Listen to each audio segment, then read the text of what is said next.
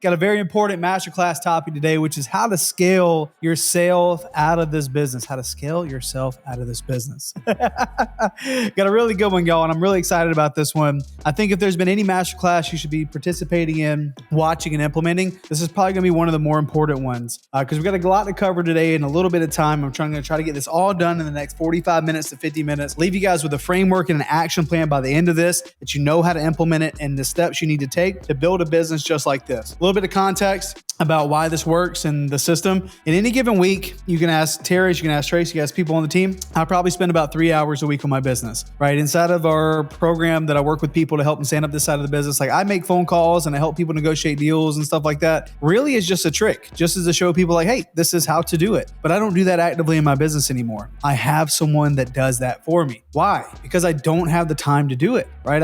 If I could spend ideally 3 hours a week on my business, that's the best. Like this week, I had an hour and a half meeting on Monday, which is not normal. Normally it's about a 30-minute meeting and it's just more like checking in kind of stuff. But you can absolutely build a business just like this. And it should be the North Star. You shouldn't be the procuring cause. You shouldn't be the only person having to run your business. And the lesson that I learned, what I'm going to be teaching with you guys here today on like how to actually build this model out, it comes from like really like my childhood. The reason why I wanted to build this, like, you know, to make this actually possible is like I grew up, my family, they own business. They were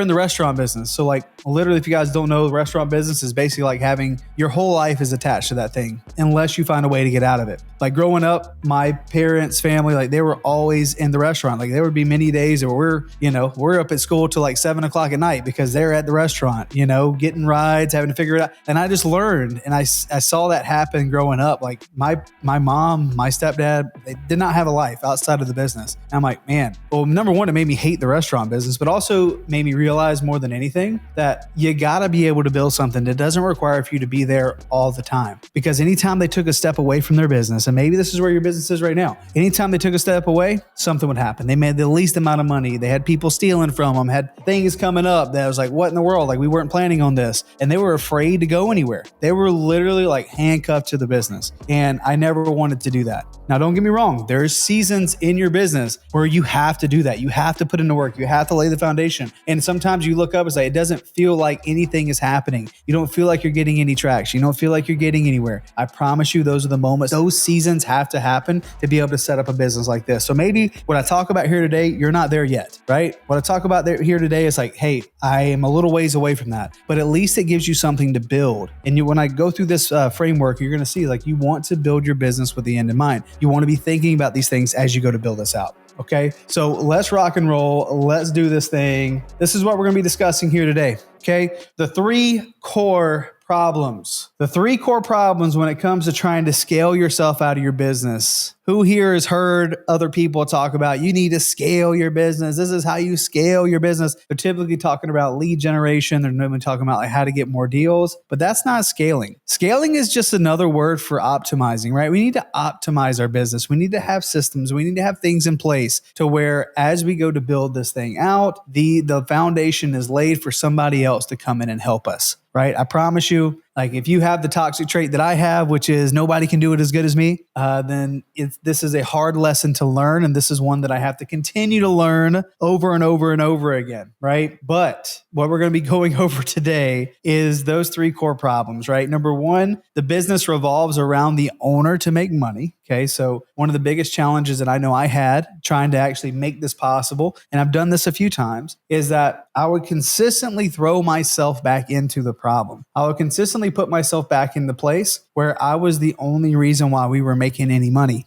And I would almost take the responsibilities of the people that were working with me and be like, I'll just do it myself. Has anyone ever done that? Or is it just me? Well, that happens a lot. So we're going to be talking about that. We're going to be talking about having no operating systems as another core problem. I know a lot of people say, what's interesting is there's so many business owners, not just even in the real estate world, that have been running a business for years, like years and years, and they don't have an operating system. They just know that they make more money than they lose every month, and that's how they're staying in business. No real system. So we're going to be talking about the system that we use today and how to actually implement that. And then the third core problem is the bottleneck around decisions and growth. If you're the reason all decisions go through you, all, ideas go through you. It was interesting. I saw Alex Ramosi posted something today. I was like, man, this is actually really interesting around like making decisions in your business. Like oftentimes I know I have been guilty of this, looking at shiny objects and then making new decisions for the team. Like we're not performing on something. And then I'm like, oh, let's go do this. Let's go try this. Let's go try that. And every time we make a change to the system, there was always a drop off. There was always a drop off in performance, a drop off in money every time I try to make a change. And it's like, was that change, like, was the upside there? Or should I just leave people alone and let them do their job? Because they're going to get better as they do it. And that's basically what he talked about too. He said every time he made a change in his business, they would lose 20% efficiency, 20% just to try to get a small increase. So you have to start weighing out the cost and benefits. So again, if you're making decisions and you're the bottleneck around this and you're consistently changing up your game plan and changing up the way you do things, well, that's going to take your revenue for a roller coaster ride. Okay. So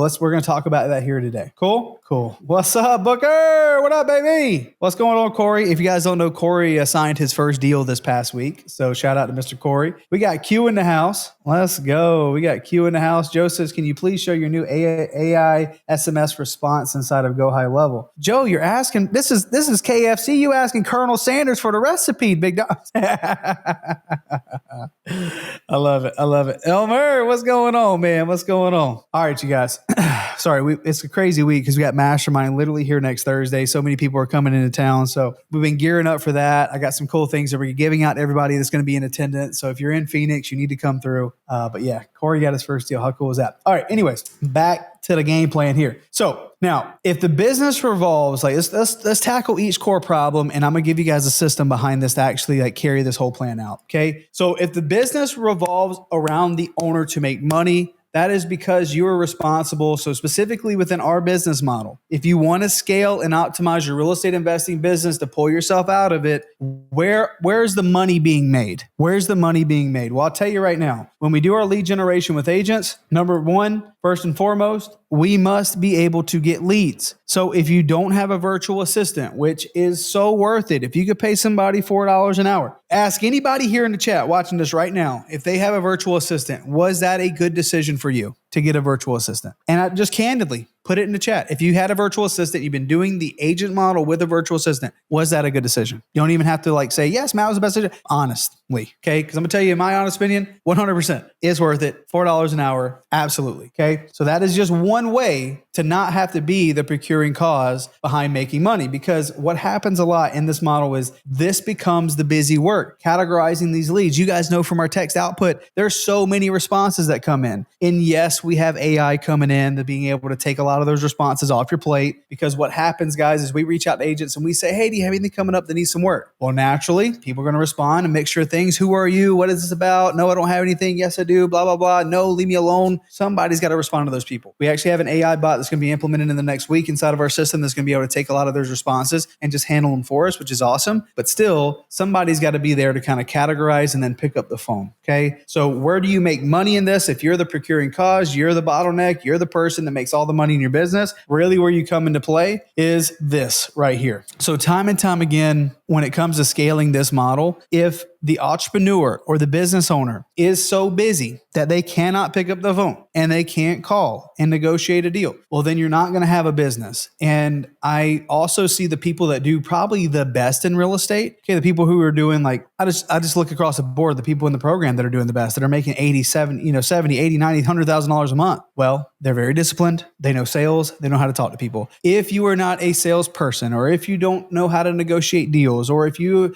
have not refined this skill yet, and you're like, I'm just not that guy. I don't want to pick up the phone. I'm going to find someone else to do it. I promise you, there is no business existing right now. Maybe eventually with AI, with tech, but eventually you got to sell that to your investors to raise money. You have to learn how to be able to sell. Selling is not like persuading somebody to do something bad. It is being able to communicate your thoughts, being able to get somebody to believe what you believe because they believe it. You have to be able to communicate with people to get anywhere. So real estate is no different. You have to be able to develop the skill. And like naturally for me, this didn't exist. I had to learn this. I had to get on the phone. I had to start talking to people. I had to overcome my fear behind it. But I promise you, if I had not got gotten decently good at talking to people, I would have made no money. I would have been out of this business. But imagine getting good at that skill and you are the only way you make money in your business. If you got leads coming in and you're responsible for making these phone calls, you're responsible for negotiating, closing your deals, then yes, it's impossible to scale that. Eventually, you will need to get some help right here in the form of a lead manager. I'll be talking about this in operating systems here in just a minute, but the biggest piece to actually make this possible, again, is eventually you will slowly scale your way out of being responsible for this. But if you cannot do that in the beginning, and in fact, you probably shouldn't, you need to develop this skill, you got to get repetitions in. And normally, okay, guys, normally the only way to get these repetitions in is to have a tremendous amount of lead flow at the top, okay? If you're only sending 50 text messages in a week, or you only have 5 leads coming in a week, it's going to take forever to get good at this, okay? But if you want to get good at anything, no matter what it is, you just need more exposure. You need more time. And one of the fastest ways to do that is volume. Volume negates experience and skill. Okay. So that's one of the biggest lessons here behind this. So if you are stuck here and the business revolves around you to make money, well, first and foremost, you have to get more volume, right? So I'm going to put volume negates experience and skill. Okay. So first step is you get volume and get good at the thing. There's no way around this. You have to get good at it. And if you try to hire somebody that doesn't have that skill, or, you try to hire somebody about, hey, will you help me call my leads? And when you don't know how to do it,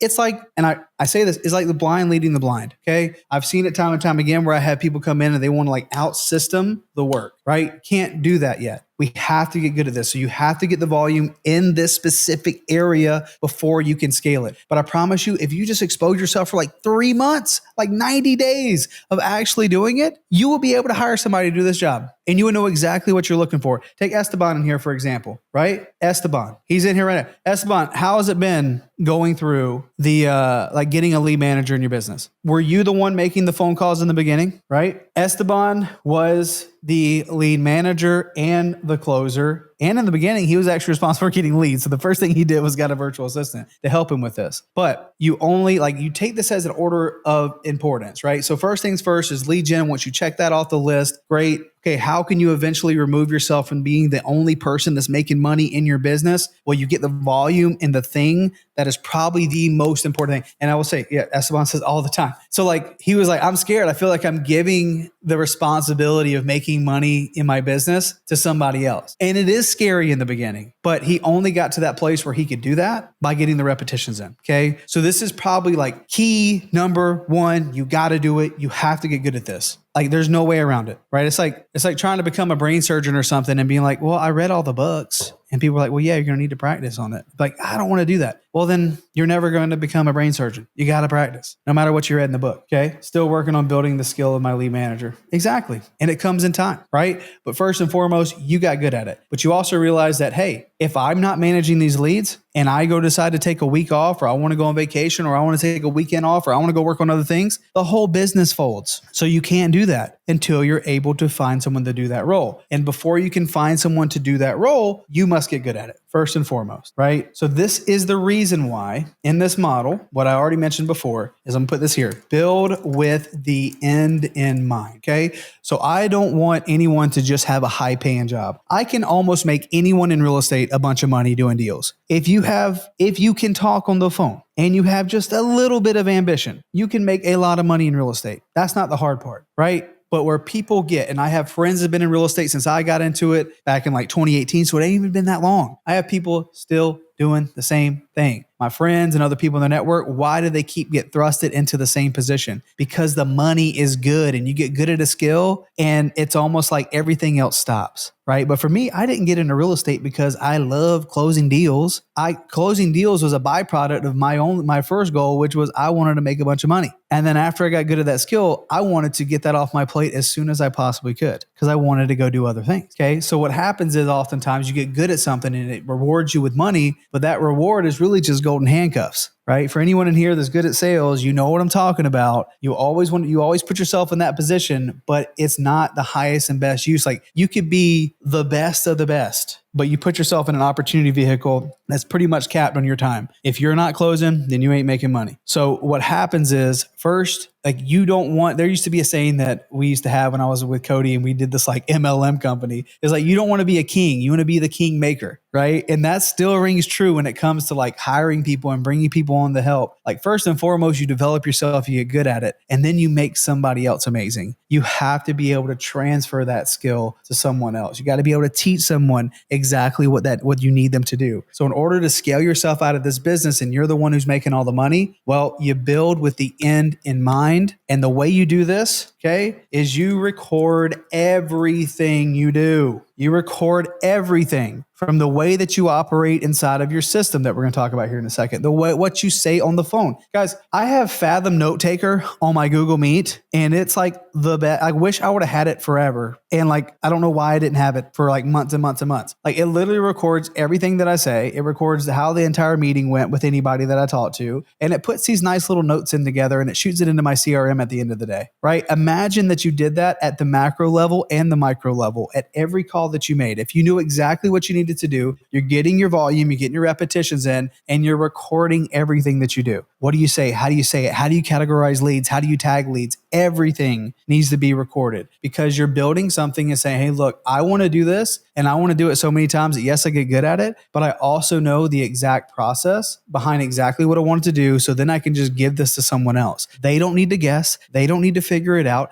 I've already done it. In fact, I've done it hundreds of times and this is exactly what I need them to do. And the only way I know that is because I've recorded and documented everything. Okay. There's a system behind this. It's called Doragi. I'll talk about that here in just a minute. But if you are the sole money maker in your business, you first have to get the skill of being good at making money, period. And then that skill is almost, I don't know if anyone in here has read The Alchemist, but like in the book, The Alchemist, you know, he's on his like this journey from being a shepherd to finding this gold that he had a dream about. And on this journey of him, like basically trying to find this metaphorical gold, basically in this book, he travels away from his homeland into a foreign land. And he goes from having no money, the money that he had got stolen away from him. He had nothing. And this old man gave him a job at this, this glass shop. And he started working there and he started making some money again. And he was just cleaning the glass. He got good at it. And then somewhere along the way, he remembered what he was actually doing. Like he got stopped, and like it happens to us all the time in our life. Like on our journey, we had this initial goal in mind, and somewhere along the way, we decide to settle somewhere, right? Somewhere along the way, we forget what the heck we even started for in the first place. I know I did this. And like, it's kind of crazy once you recognize it and you're like, what in the world am I doing? This was never the goal. So like, that's what you have to remind yourself once you learn the skill to be able to close. And now you're making $10,000 a month, and that may change your life. Or maybe it's $20,000 a month. Maybe it's $30,000 a month. And you're like, I'm good at this. Well, yeah, this is going to be your golden handcuffs unless you remember what you started for in the first place. So if you build with the end in mind, you remember, I'm building this to be a business, not a high paying job. I want this to be a business that makes 6 figures a month or 7 figures a year or whatever the goal may be. And then with that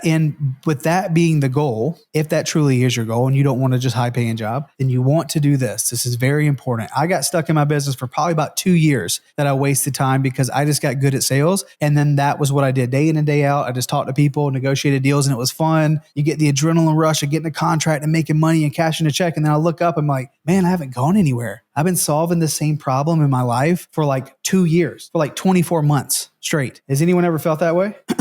But yeah, Fathom Note Taker, Esteban. So like that was just one of the many things. And like you can get other softwares that record your video calls, your voice calls and everything. But that was just like one of the easiest, like boom, easy hack. Like why haven't I done this sooner? And it like puts everything in place for you in just a nice way. So you want to build with the end in mind and you want to document your processes. And ideally, guys, you don't want to reinvent the wheel. Okay. You want to be able to take something that is like, hey, I know this works. I've seen it work, but like, I'm also going to refine this specifically for me. But first things first, in this model, if you look at the KPIs again, right over here, in this model, this needs to be outsourced as fast as you possibly can. Even if you've never done a deal, if you're the one learning the system, responding to tech, it's going to be so inconsistent. And I'm not saying that because I have a VA company. I do have a VA company. I don't care where you guys go to get a virtual assistant. It could be anybody. It can be a mom. It could be your mom. It could be your dad. It could be a family member. It could be anybody. Get someone to help you respond to your leads, because that's the only way you could focus on the one skill that you have to develop to make this business consistent,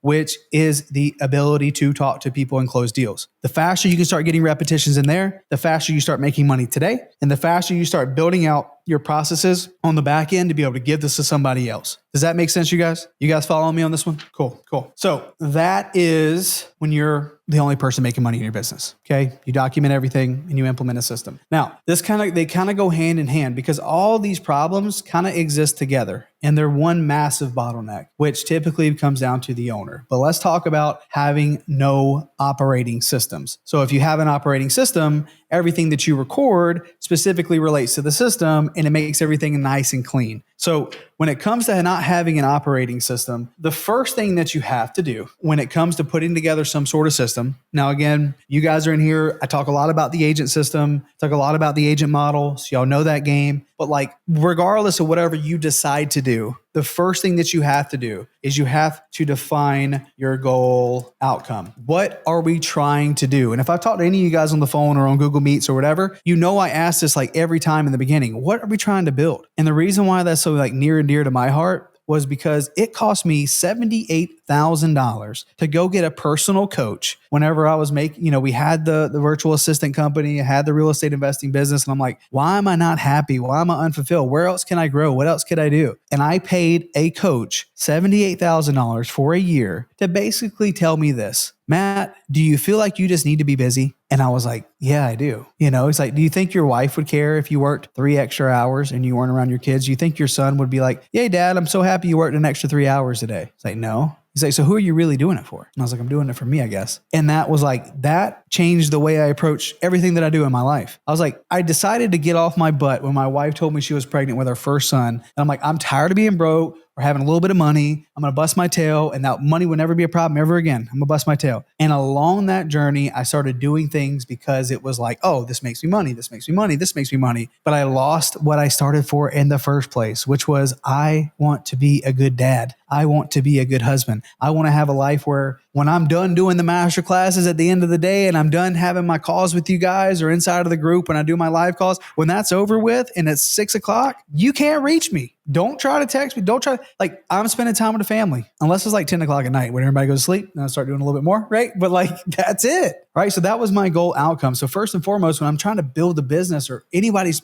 like, what are we trying to build? Is this something where we want to build a business that there's a certain income goal? If we reach that income goal, that's the first milestone. Hey, if I make $10,000 a month, that replaces my 9 to 5. That puts me home with my family, or that gives me freedom to go around the world. I'm single and I just want to go have freedom to go do the things that I want to do. I can go visit my mom or visit my dad or whatever it is. Cool. Well, let's get that done first, right? And then what's next? What happens after that? What happens when, like, imagine you have that money in your bank account every single month. Okay, then what, right? What's the next thing? What are we trying to do? Like, we want to spend more time with our family. Do we want to have more freedom? What are we trying to build? So we first have to define our goal out when we're trying to build our business. So if I'm like, hey, if I can make, and the reason why this is so important is because the operating system supports the goal, right? We don't rise to our goal ever. That doesn't happen. We only fall to the level of our systems, but we have to set the goal first before we can set the systems to reach that goal. Does that make sense, you guys? Right? We don't rise to the goal. We fall to our systems. But the only way to reach that is we have to have the systems to get us there. But if we don't know where we're going, then we're going to get nowhere fast. Okay? We got to know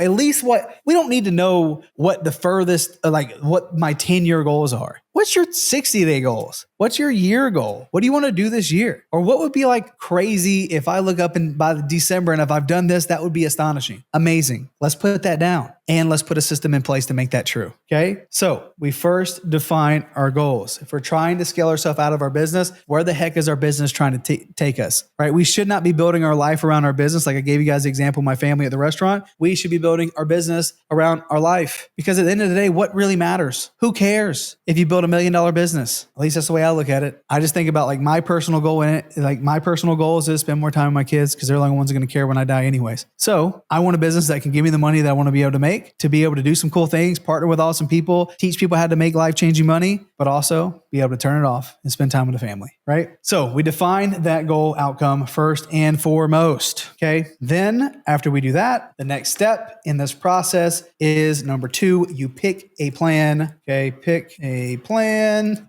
and stick with it. Now, this is where the shiny objects come in. Who's been in real estate longer than 2 weeks?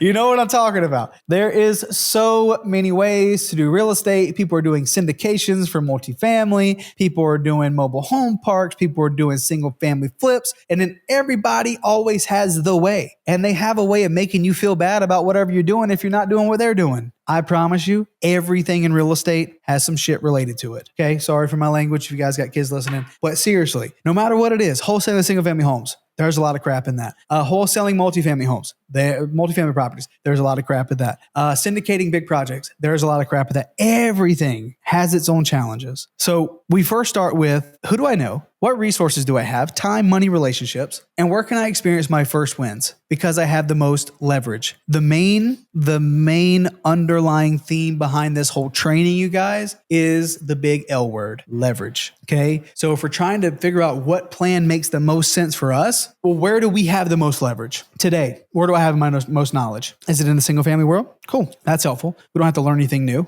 Great. Because we can apply leverage with knowledge and skills, right? In time. But great. Well, okay. Well, I got that. Cool. I've already learned some of this stuff. Now, where do I have maybe the most relationships?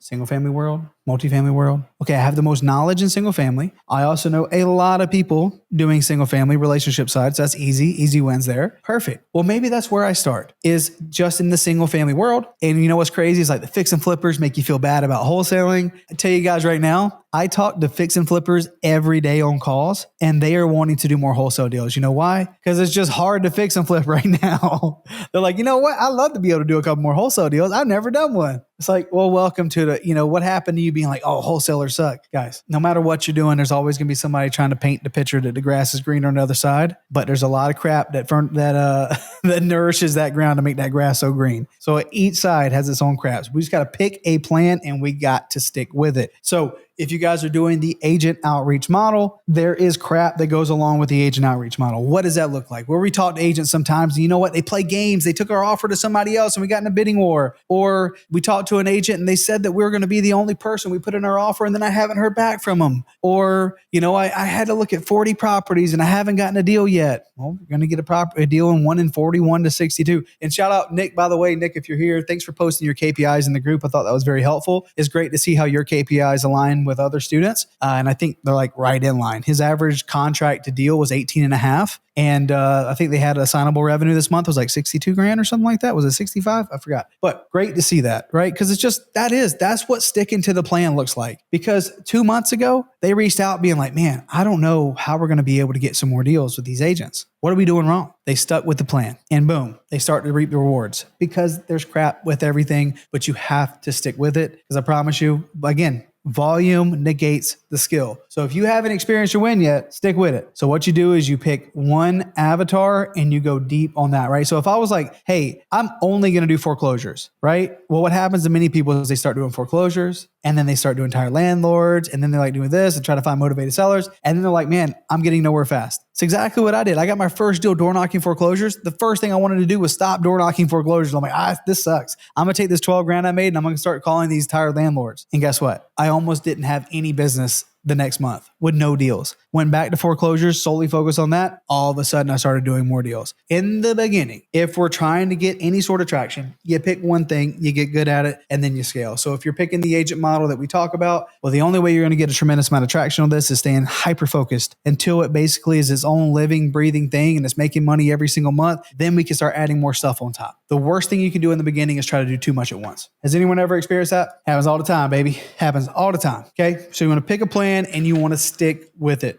Okay. When it comes to operating systems. And then probably the next lesson here. Okay. The next lesson here is that you want to not reinvent the wheel. Okay. So what does the wheel look like? Well, here's the wheel. We have learned this from thousands and thousands and thousands of outreach. We've learned this from model to model, person to person. How can this be duplicated across multiple businesses, multiple avatars, multiple entrepreneurs in different markets across the country? Like this is what we have come up with. And I'll tell you guys right now, a lesson that I have learned in doing all of this is that, even like when I started like the YouTube channel and stuff, I'm like, oh, I'm going to do things different. I'm going to present this information this way. We're going to do these crazy challenges. Who remembers the crazy challenges? We've done all kind of stuff because it's always like, man, these big corporations are so out of touch. These big companies have been doing this, are so out of touch. What I have learned is my basically arrogance and naivety, or however you say that word. around just business in general, I have learned the lesson many times that there's a reason why the biggest companies and the biggest, people in our space that are making the most money, there's a reason why they've done it that way, because they probably have already had all the same ideas that I had, and they've learned along the way what actually makes sense to optimize around and what to make money on, right? So they don't need to reinvent the wheel. You don't need to get like I'm going to take what Matt has and I'm going to do like 40 other things to it when you haven't even seen any results, because it's like, hey, I got better ideas. And that may be true, but there's probably a reason why it works the way that it works. And if you don't know the reason why things work a certain way, don't try to reinvent them. Just do what works. Who's ever learned that lesson? Or am I the only one? Corey says we need to bring those back. Corey, the only person that watched those crazy challenges were you. Hey, look, we had fun with them. Don't get me wrong. But we don't want to reinvent the wheel. All right. When it comes to it, if you stick to the plan, whether it's good. So some of you guys get your first deal in like a week and it's like, yo, oh my gosh, this is incredible. I love seeing the early wins. And some of you guys, it takes 3 weeks or 4 weeks or 5 weeks or 6 weeks. And you finally start to see it. It's like, oh my gosh, thank God I stuck with it. Like shout out to Jennifer, you guys. She's sending out her first offer. She's been doing this on her cell phone for 2 weeks. So Jennifer, I'm proud of you. Great work. But AQ's like, I watched too. So, but we don't want to reinvent the wheel. So when it comes to having something systemized, we don't want something that is just like so complicated. Imagine like, for example, if you're trying to live like a healthier life, okay, and you want to have better habits and you want to start, like me personally, I want to start losing weight to get back to the weight that I was at before I started real estate. Because I was a personal trainer. I just ran a half marathon in Sedona. I had ran 600 miles over 30 days. 2 months prior to that, really good shape. And then I started getting in real estate. I'm like, I need to make a bunch of money. And I stopped working out, did the whole thing. I'm like, all right, I got to get back in shape, right? Well, the quickest way to feel like a failure is to make things too complicated, right? Whenever my whole life revolved around going to the gym, I had 3 or 4 hours a day to go work out and go do like, I remember one Saturday I did like an 8-hour workout. It was like bike 20 miles, stair climb 10 miles. I ran 9 miles and did a bunch of other stuff. It was crazy. I don't have that kind of time anymore to do that. Just honestly, just don't. With family and the stuff that we're doing in business, I don't. I got to be more efficient. Things change. The game plan has to change. And if I start throwing in and make things way too complicated, I got to eat certain foods and I got to wake up at a certain time and I got to do this special routine and blah, blah, blah. Well, the one day that I fall off of that routine or I stop doing what the thing was, well, then I feel like a failure and I feel like I got to start all over. Has anyone ever like had a habit you stuck with for like 2, 3, 4 days or maybe even like 2, 3, 4 weeks? You fall off once or like for 2 straight days and you're like, oh my God. And then that turns into a slippery slope and you feel like you're back at the beginning. Has anyone ever done that or just me? Well, tell you, in business, it's the same thing. It's the same thing. When we're trying to set systems in place, they need to be simple. They need to be easy to implement and easy to follow. Because if they're complicated to you, imagine how complicated it would be to someone who's not as plugged in as you are, they don't know real estate as well as you know real estate, or coming to calls and learning this stuff. It becomes very complicated and no one can do it and then you can't scale it, right? That old classic saying, simple scales, fancy fails. This process is very, very simple. Okay. Doing the outreach. Yeah. Jennifer says, I'm still waiting for ATP approval. Got blocked from Apple 2 times, but she's still here, baby. She's still showing up and she's sending out her first offer. So like freaking awesome. But what I'm saying is this is very simple. We get our agents. Well, depending on what city, there's a method behind it, getting the lowest hanging fruit, doing all the stuff, but we pull our list and we start messaging people. We start texting them. It costs us a half a penny to send a text. Amazing. That's easy to do. It's easy to pull that list. It's easy to start texting them. The responses typically around getting addresses or how do I put people into these buckets? Very simple. I train a VA how to field those conversations. I mean, it's so simple that it's so systematic that we could train an AI bot to do it. And it sounds the exact same. And all we're doing is putting people into these buckets. Cool. Tier 1, 2, and 3. If you guys want more explanation on what the tiers are, there's another video for that. But basically, tier 3 is people who don't have any addresses, but they give us permission to follow up with them. Tier 1 are people who do have addresses, so we're actively working to deal with them. And tier 2 is people who fall out of tier 1. Okay, simple. Okay, that's easy to explain. I can explain that in 10 seconds to somebody. Great. So we have a system that can organize that. So because I have a system, I can also record myself doing the job. So when I go to hand this off to a virtual assistant, how easy is it for me to train a VA to do this? Well, great. I've done it. I've started, hey, This is what I do to pull a list. This is what I do to send my text message. This is what I respond to these people. Oh, there's a script you can follow. Perfect. Here's me doing it. Amazing. Now, when you get a lead, this is what you do with them. Tier 1, Tier 2, Tier 3. And in fact, the first week of June, you guys, we're starting a brand new challenge where we're building a business from scratch again, just like we did back in November for the paid group for everybody in the program. If you're in no fluff real estate, don't matter which group you're in, you're going to be able to at least be able to participate for the first 3 days. So that comes June 2nd. And all I'm going to be doing is starting from scratch, teaching someone who's never done this before the exact process. Okay. So easy to implement, easy to train, easy to set up. Cool. And guess what? I've recorded me doing all this stuff. So I could probably just pass those recordings off and just ask questions on the back end to make sure they understand and comprehend exactly what I'm telling them to do. Now, after that, the next piece behind this, the next process that's easy to find someone to do is I'm calling. Guess what? There's a script for this call. Jennifer, when you were calling the leads and the one that you sent your contract out on, were you using the script on the second call? Were you using the second call script when you were calling your agents? Just yes or no in the chat. Or the second call flow chart, I guess I should say. Elmer says that's a lot of money. She goes, yes, sir. So how many times did you see me do the second call script? One time. One time. I said, I'll call this agent for you and I'll follow this flow chart and you'll see exactly how I say it. I did it once for you. And you're like, perfect, got it, easy enough. Okay. Simple, easy to implement. Yep, one time. And has it worked? Does it work for you? Have you had better conversations using it? And I know the answer is kind of rhetorical, but the reality is I formulate these scripts and these flows and stuff because I've done it a bunch. Okay. And that goes back to the first thing. So this system, easy, simple. Just say this, do that. This is your end result. Perfect. That's easy to scale because guess what? Don't know if you guys have seen Tracy on the daily call, especially if you guys are in the program. That is my stepfather. He has no real estate background of being able to do sales or close deals. He's no experience. But guess what? I had a flow chart for him to follow. I said, great, this is what's going to happen. VA is going to tee you up on some leads. I just need you to call, and this is the flow chart. Just say these things and follow this right here. The guys that got 3 contracts in a month, simply by just following those steps, okay? Easy to do. What he doesn't know how to do yet is how to underwrite and present the offer. So we're underwriting the deal for him. And then we tell him exactly what to go say to present the offer. And he's pretty much self-sufficient at this point, right? But I was able to give this to him and that's how I can scale myself out, right? So that's just one example of him coming in. My mom's like, you got to give him something to do. He's just sitting around the house, like he's cleaning out the pool. He's got his own bucket garden. He wanted to do his own thing anyways. He's like, I want to have my own thing. So I'm tired of having to,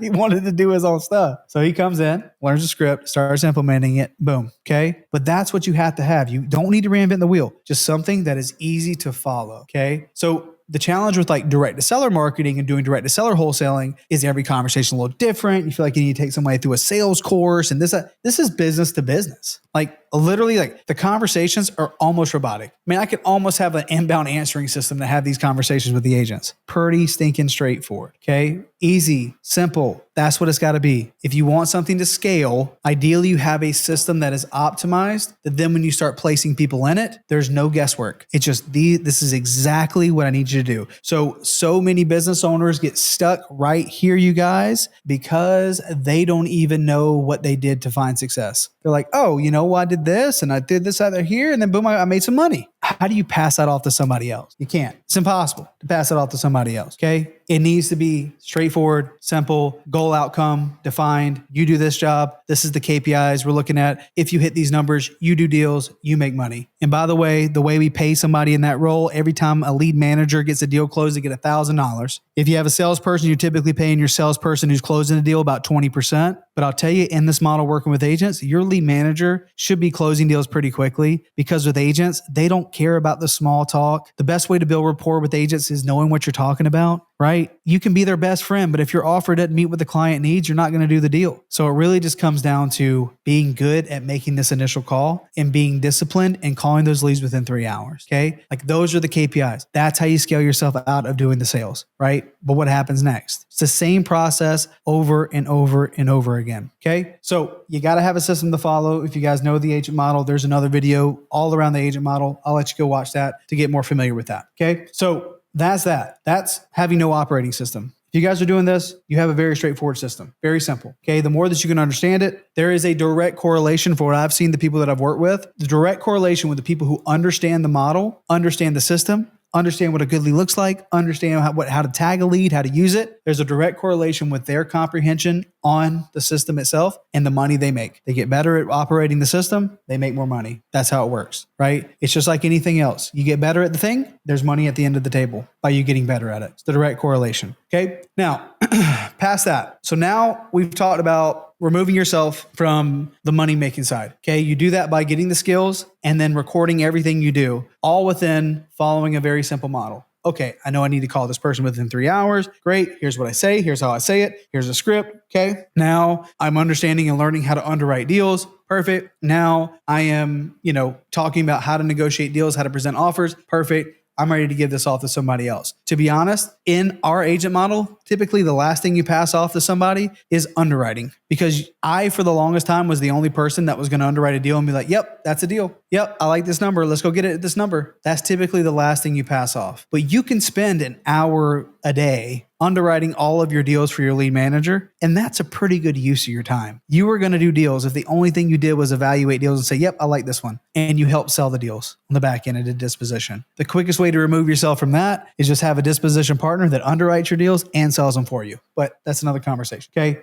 And that all comes down to using an operating system. And guess what? All of that I just talked about is on here, from sending offers, opening escrow, marketing to find buyers, holding to find inspections. That's a part of the entire process. Okay. But if you have an operating system that you're operating within, cool. You can innovate out of necessity within the model, but you don't need to reinvent the model. Okay. Now let's move over to the bottleneck around decisions and growth. Okay. Why does this happen? Right? Well, primarily because we feel like if we give this to somebody else, or we feel like, I don't even say this, like, I'll tell you my honest opinion. What reason why I had a tough time with this was because I felt like I was the business owner. No one's going to care as much as I do. And I have to be a leader. So I have to make all the decisions. People look to me to make all the decisions. Well, operating like that, you guys, I'll tell you, is a nightmare, because everybody's afraid to make a decision, and everybody but the smallest things, they will look to you for permission rather than just doing the thing, right? Even if it's like a simple yes or a no, they're going to come to you for permission before just doing it. And that is a nightmare to run your business. Nothing gets done. Okay. So in order to remove the bottleneck around decisions and growth is let people do their job of what they're supposed to do, what they were brought on to do, and give them the freedom and trust to say, I feel pretty good that you're going to do your job. And the way that you know that you feel like they're going to do a good job is because you've given them the job the right way in the first place. Okay. So you do this by properly delegating a task. Okay. Who here watched the delegation masterclass? Who here was able to participate in that? Because there's a simple acronym to follow. I got this from Cameron Harold. He's awesome. He's got a bunch of leadership books. This is a huge key. Guys, again, we're trying to build a business that doesn't need us. There's a difference behind delegation and abdication. When you abdicate something, you're just like, here's this thing. I'm just going to leave it here. Hopefully somebody does it. Hopefully somebody cares enough to do it. Oh, you don't care about the business? No one's going to care. You got to properly hand tasks off the right way. And I promise you, most people are good people. If you brought them through the right process, this is virtual assistants included. And when you go to hire somebody, maybe you go get 1099 help. Maybe it's a family member, friend, somebody from LinkedIn, somewhere you post on Instagram, wherever. You got someone coming into your business to help. You got to know exactly what you want them to do. And that's why having the system is important. And then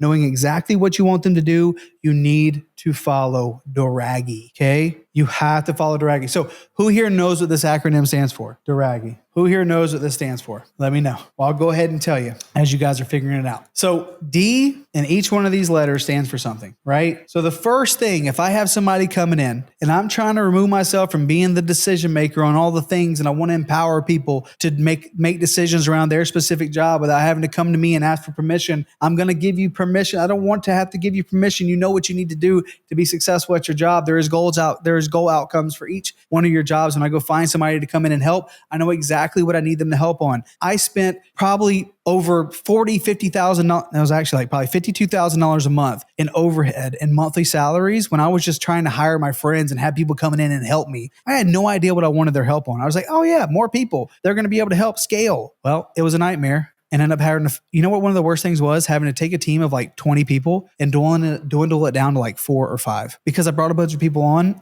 And I didn't tell them, I didn't even know exactly what I needed their help on. I was like, yeah, I just want them in to come help. And it was a nightmare. And letting them go was even worse, right? So if you talk to my team, guys, Cynthia has been with me for almost 2 years. She's incredible. I know what exactly I need Cynthia to do on a daily basis. I know what I need Terrence to do on a daily basis. I know what I need my virtual assistants to do on a daily basis. And the funny thing is now our team is smaller than it's ever been. And we're making more money than we have ever made with like literally 5 people in comparison to like 22 and a $7,500 a month office. I won't even go there. But anyways, Duragi, okay? D stands for demonstrate, okay? So the first thing that I do is I demonstrate exactly what I want them to do. And what did I say over here? Oh, funny enough, I built with the end in mind. I can demonstrate exactly what I want you to do. I want you to come in and help me manage my leads. Well, this is exactly how we manage leads in the system, okay? And great thing is, I've already recorded it. So let me demonstrate with you real quick exactly what I need you to do. And sometimes the demonstration could be like a week of demonstration, however long it needs to take for them to fully understand what exactly that you need them to do. You first demonstrate the thing, okay? Esteban knows. He's going through Duragi. First demonstrate, okay? Now, the next step in the process is O. O is you observe. Sorry, if I can type. Okay, O is observe. So I've demonstrated me doing the thing. I've called. And this is the reason why as a leader, you got to get your repetitions in to be good at it. So then you know exactly what you need. Like I can listen to somebody on the phone and I can pick apart what I need them to exactly do. Maybe it's a small skill. Maybe I need them to smile a little bit. Maybe I need to care about the tone. But again, I'm not trying to do this on somebody doing the basic lead generation. I'm doing this with somebody who's like, this is a very key role. All right. So I'm observing them doing the thing that I want them to do. And maybe the observation is leaving notes in the CRM, tagging leads a certain way. Hey, where do you go with this situation? Hey, if this happens, then what? And you guys have heard me do this with VAs. Hey, if an agent says they don't have anything, what do you do? What's the next question do you ask? Okay, and then when they respond this, where do you do? What do you do with them in the system? Where do you tag them? Where do you put them? Okay, that's all in the demonstration phase. And then I want to observe them actually doing it. Because what happens every single time that you observe it is they don't do it right.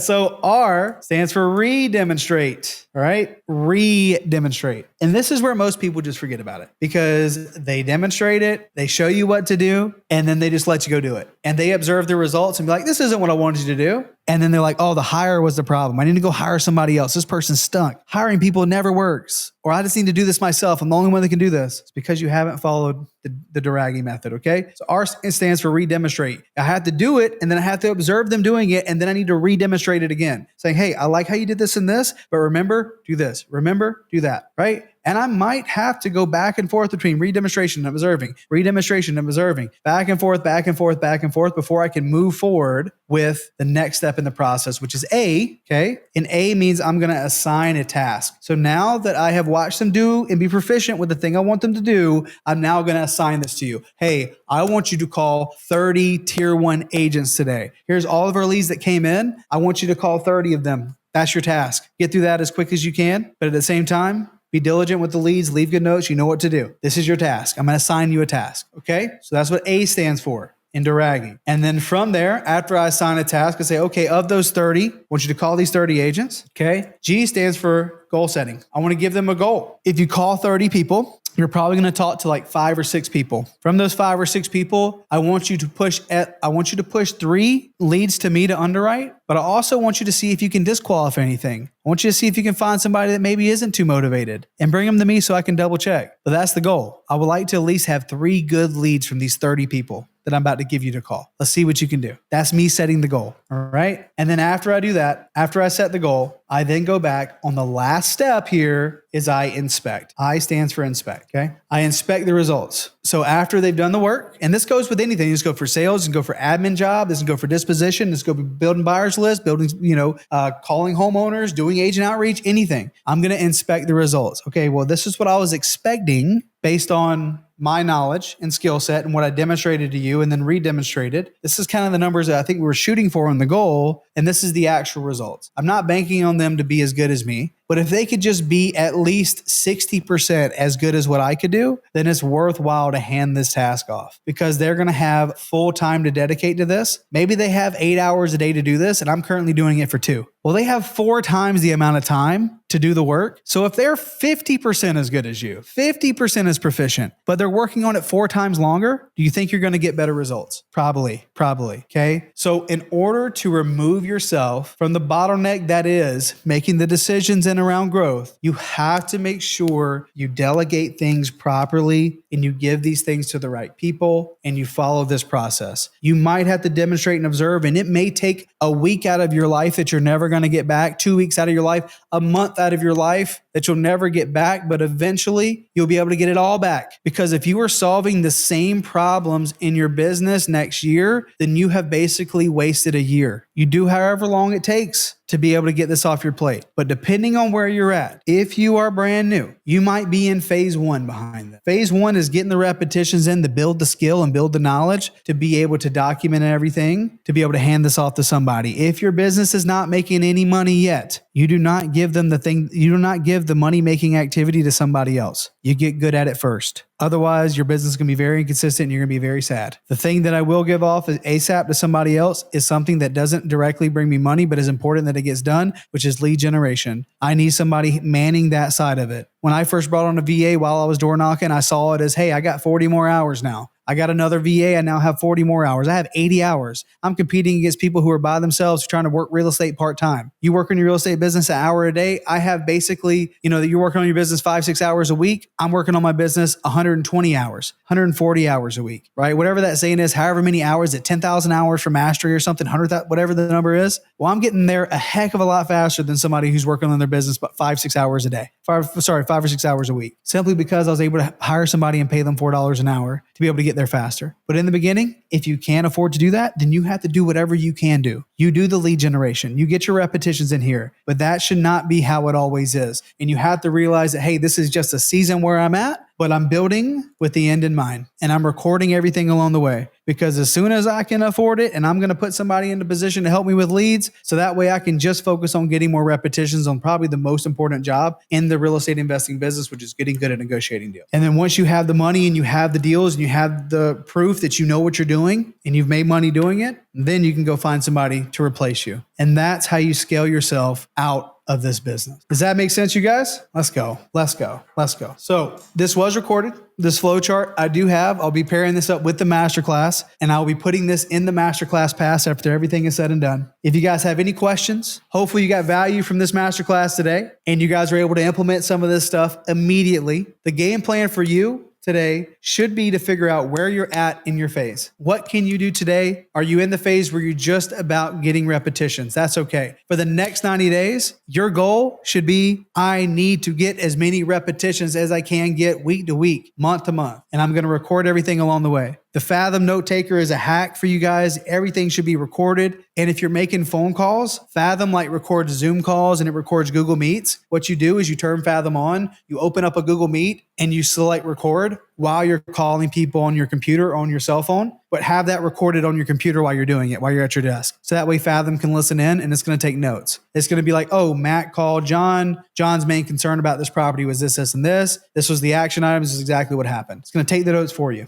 Okay. So that's your game plan for the next 90 days. And as you guys go to scale, I got your back, whatever I can help with. If that's finding talent, if that's pairing you up with a team leader to help you get there faster, if that's helping you sell your deals nationwide because you want to be paired up with maybe somebody on disposition, I have plenty of people that can help you guys do your deals. I want to see everybody in here be super successful in real estate in 2025 and the years to come. And I want y'all to be able to build the business that you want to build around your lifestyle, not the other way around. So the replay for this, Omar, you can use the raw link to go back and watch the recording again. We will be chopping this up and making it a little bit smaller for everybody. And it will go into the masterclass pass in the Skool community over at skool.com/no fluff real estate. So I appreciate everybody for watching. Hopefully this is super valuable. If you do like this stuff, please go over into the Skool community.